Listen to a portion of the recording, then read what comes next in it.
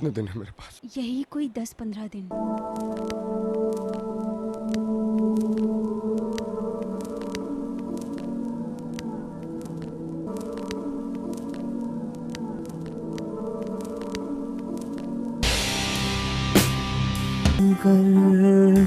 मुट्ठियों से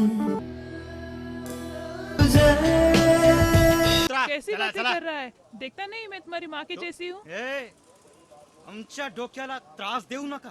अरे साले तेरे को क्या पड़ी है दूसरे के काम में टांग अड़ाने की? चल निकल यहाँ से, वरना उस बुड्ढे के साथ जो नहीं किया वो तेरे साथ करूंगा मैं। देख अर्शद, मैं तुझसे तेरी गन मांग रहा हूँ, प्लीज मुझे अपनी गन दे दे। मुझे तेरे इरादे नेक नहीं लग रहे यार। मुझे इस शहर के हालात नेक नहीं लग रहे अर्शद। उम्र क्या है तुम्हारी? तेरी उम्र क्या है? उम्र क्या है? मेरी उम्र जानकर क्या करेगा? मैंने पूछा तेरी उम्र क्या है?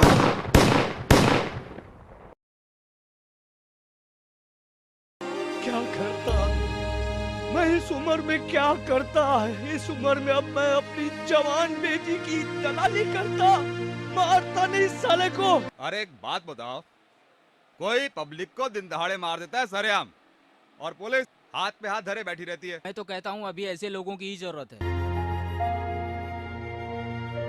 आज मैं एक और खून कर चुका हूँ।